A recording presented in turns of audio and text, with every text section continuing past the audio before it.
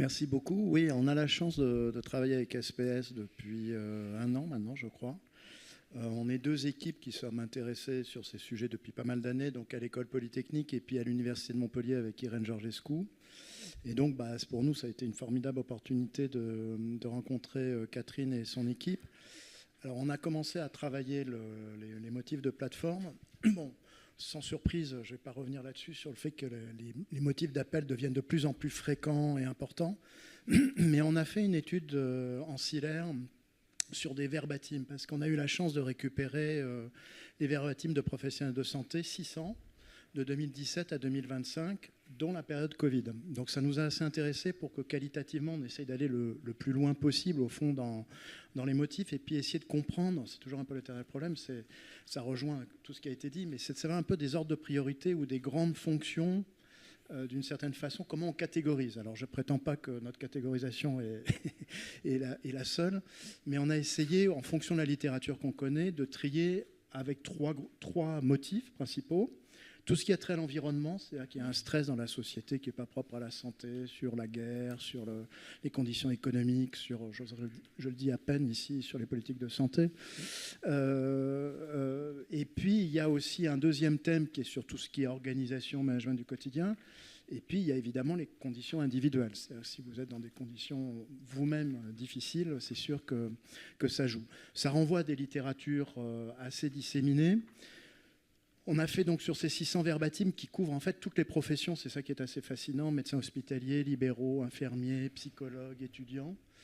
Alors, la première tendance, c'est que ça augmente sur toutes les catégories, mais il y en a une qui ressort beaucoup plus que les autres, c'est celle de l'organisation. C'est-à-dire qu'il y a probablement un effet de système entre les trois, mais tout ce qui est environnement, ça compte à peu près, puisqu'on peut faire quand même des arguments de fréquence sur 600, ça compte à peu près pour 20%, et les conditions individuelles pour 20-25%. Mais la majorité, c'est des questions d'organisation. Alors, qu'est-ce qu'on met dans ces questions d'organisation ?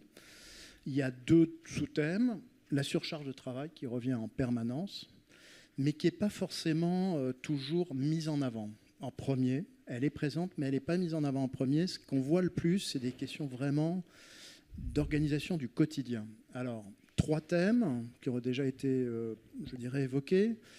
Le premier, c'est d'abord l'isolement, effectivement. Alors, cette notion d'isolement, de ressenti d'être seul, de pas de soutien, qui est très variable, évidemment, quand vous êtes en libéral ou en hospitalier.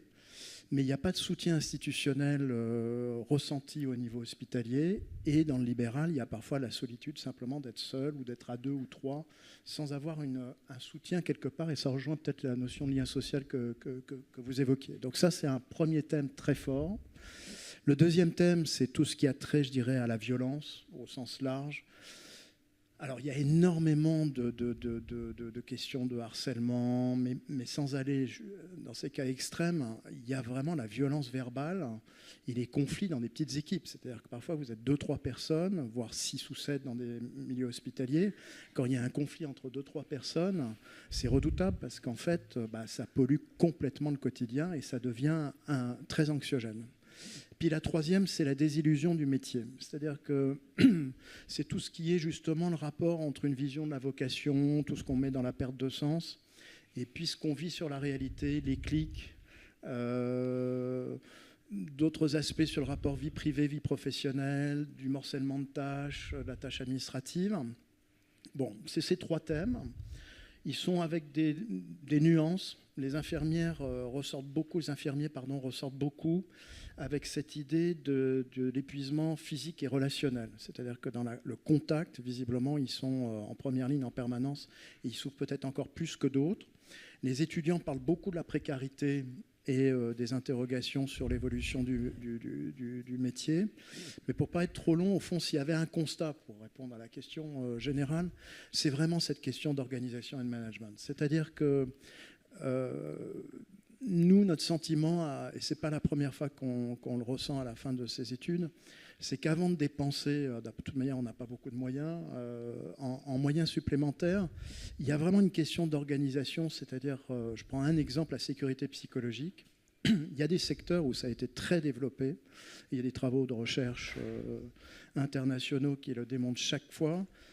la manière dont un responsable d'équipe, que ce soit dans un cabinet multidisciplinaire ou que ce soit dans une équipe hospitalière, assure la sécurité psychologique, assure que le propos verbal reste convenable, capture tout de suite la personne qui est un peu caractérielle, la repère tout de suite, si je puis dire, pour la contrôler, est capable de reconnaître le travail régulièrement par des attentions, est à l'écoute, doute elle-même sur le propos, la perspective, disant que c'est collectif. Enfin, il y a beaucoup d'éléments, si vous voulez, de management du quotidien, mais qui ne sont pas du tout enseignés à l'heure actuelle en santé.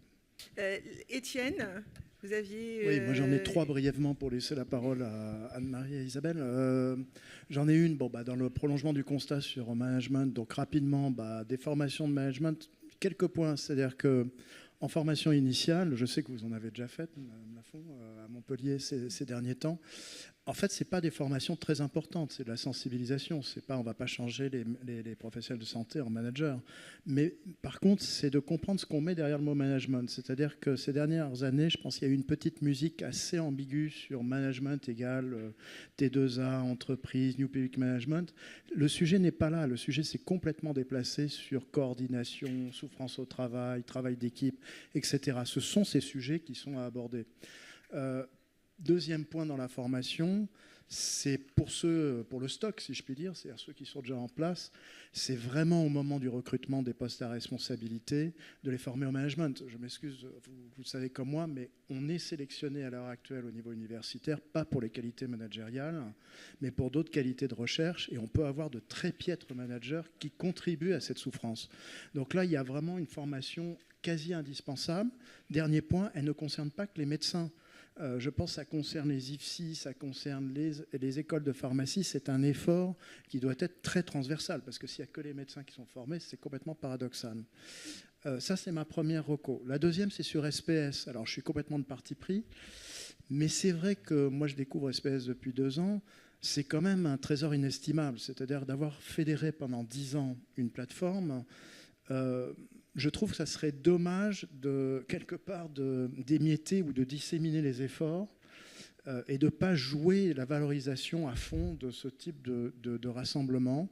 Donc moi, je suis pour les formes malthusiennes en règle générale, c'est-à-dire que quand ça marche, on met le paquet dessus plutôt que d'émietter avec des jeux politiques avec plusieurs associations. Bon, ça, je peux comprendre que ce soit de parti pris.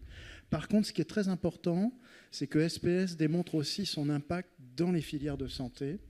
Et nous, on est très motivés pour faire des recherches où on comprenne au fond d'une certaine façon que ces professionnels de santé, quand ils appellent, quelque part, est-ce il y a un impact, on l'imagine, mais il faudrait le démontrer, un impact réel sur les tentatives de suicide et sur les troubles, les désordres psychosociaux.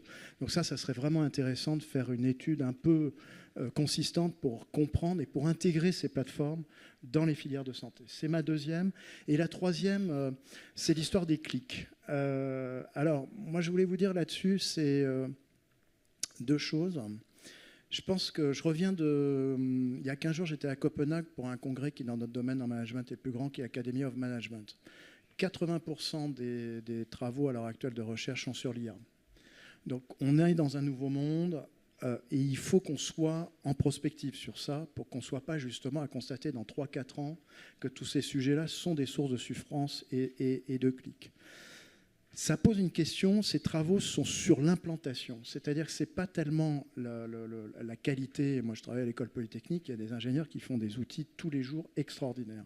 Mais l'enjeu à l'heure actuelle, c'est l'usage qui est fait dans un contexte situé. Et là-dessus, je voudrais dire 2 points qui me paraissent assez importants. D'abord, les outils ne se valent pas. Il y a une ergonomie de l'outil qui est différente. Et je voudrais saluer quand même les efforts aussi de Doctolib. C'est-à-dire que quand on a des licornes en France qui ont cette force, ce qu'on ne voit pas sans doute trop, c'est que ce n'est pas la même chose qu'une start-up, je suis désolé de le dire, avec 2 personnes. C'est que là, l'ergonomie de l'outil est tout à fait différente et il faut reconnaître que dans la structuration du marché, il y a de meilleurs outils que d'autres. Ça, c'est le premier point. Et le deuxième point, c'est qu'on risque une fracture numérique très importante. Je suis originaire d'un petit village dans le sud-ouest. Entre École Polytechnique Gustave Roussy d'un côté et mon petit village, vous voyez où je vais en venir. Il ne faudrait pas que dans quelques années, d'une certaine façon, l'IA soit une source de souffrance et de fracture numérique. Donc il y a un gros sujet Je ne sais pas si c'est dans les groupes de travail, mais il y a un très gros sujet là-dessus.